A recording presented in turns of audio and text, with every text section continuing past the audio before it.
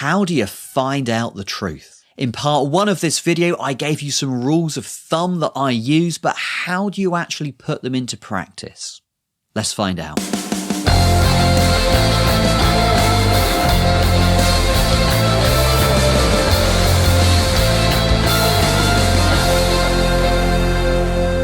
Hello everyone, welcome back to the Attic. My name's Mark Jago. I'm a philosopher in the UK. This is part 2 of my video on how to find out the truth. In part 1, I talked you through 6 rules of thumb that I use, which I think help you to work out whether some information is reliable or not, and to help you kind of get your beliefs closer to the truth. I talked through what those principles are, but I thought it would actually be useful to show you how they might work in practice. So now I'm going to talk you through how I actually use those principles, how I've used them to find out a little bit of information, a few facts and figures, and how I worked out whether that information is reliable or not. So if you're finding this material useful, do me a favor, give this video a thumbs up, leave me a comment below, hit the subscribe button and hit the bell icon to get notifications. So let's just have a quick summary of those 6 rules we're going to try and put into practice. Number 1, use reliable sources. Number 2, check credentials.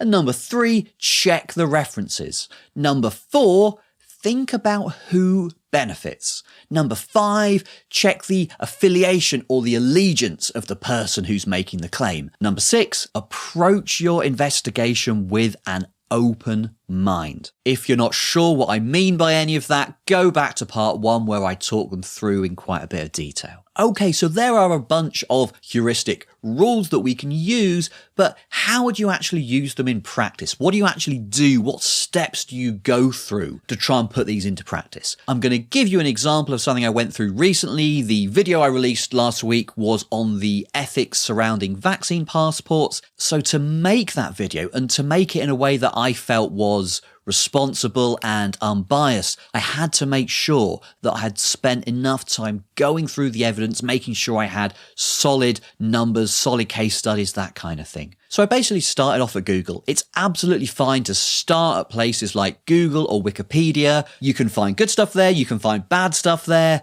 So you don't end your investigations with Google or Wikipedia, but it's absolutely fine to start there as long as you're going to follow through on, checking the references, etc. So I searched for how effective is the Pfizer vaccine. Okay, so I got a load of results, and then I came across this one from the British Medical Journal. The BMJ is one of the leading medical journals in the UK, so I could be pretty sure that it's written by experts, medical experts, scientific experts, and it's been through a process of rigorous peer review. Okay, so we've got this article, Effectiveness of the Pfizer, BioNTech and Oxford AstraZeneca vaccines, blah, blah, blah, blah, blah. This came out 13th of May.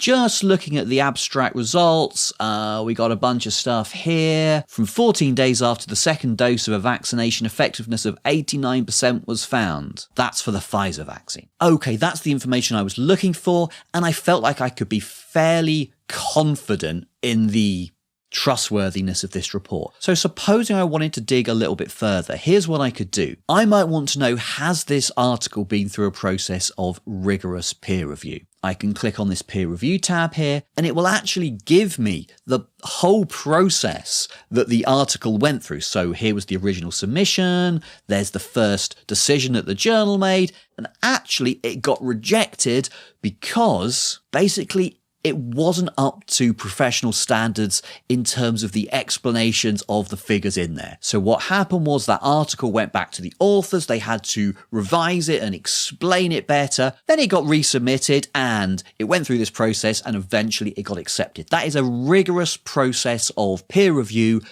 by experts, and that's one way in which you can increase your confidence that the kind of numbers and results that you find in journals like this are going to be accurate and reliable. But the other thing I felt like I should check about the numbers I was finding here is, when was this study done? So the article was published on the 13th of May. Okay, so that's pretty recent, but when was this study actually done? So if we look at the peer review, it was submitted at the end of January. So those results are going to reflect how things were kind of back in 2020.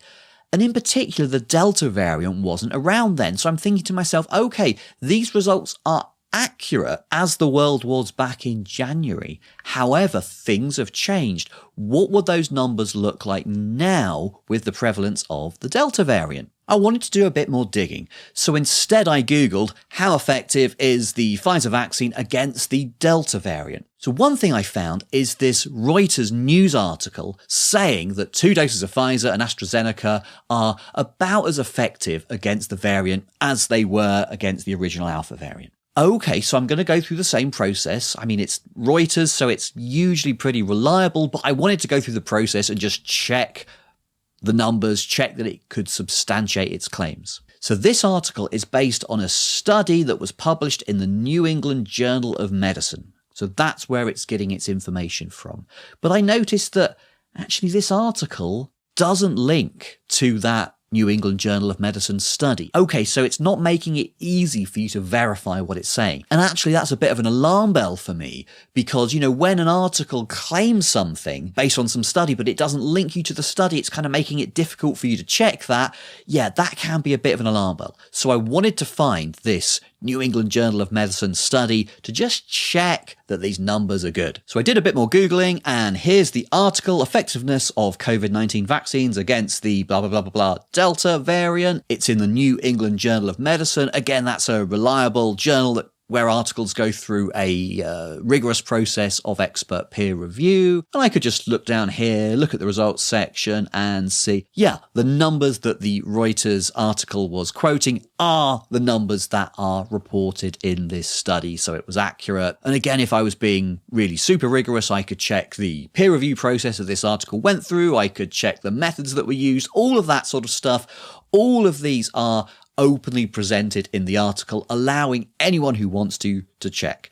That's a good sign. That kind of openness to interrogation typically means that the researchers involved here are completely trustworthy. Okay, so you might be looking at this and thinking, that's pretty demanding, and it takes a certain level of expertise to find out all these things and to read them and to go at the numbers and do all that sort of stuff. But one of the things that I found along the way there is that in that particular instance, I could trust Reuters reporting. And in general, I've found out over the years, Reuters reporting is pretty much impartial and independent and I think completely trustworthy. So if I was just looking for some quick information and I found a Reuters article with some information, I would be happy to use that. I've also relied from time to time on experts posting information on social media when I know that that person is an expert and the reason that they're posting this information, say about the effectiveness of vaccines or the safety of vaccines or whatever, is to try to help the general public understand the scientific results. Okay, how do I know I can trust that person? Well, following all the steps I've talked about, I can check their academic profile. I can check whether they have any particular interest in trying to convince you one way or another.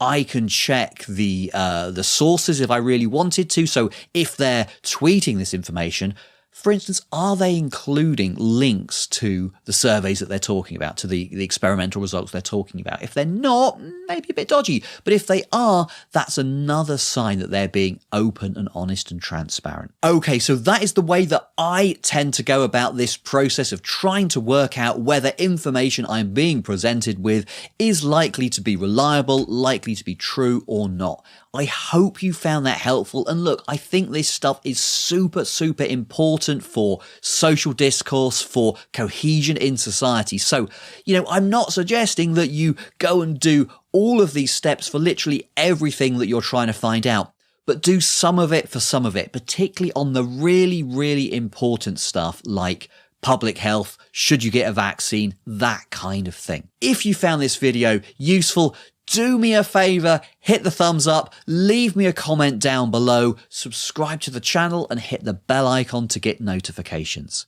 And I hope to see you guys back here again soon.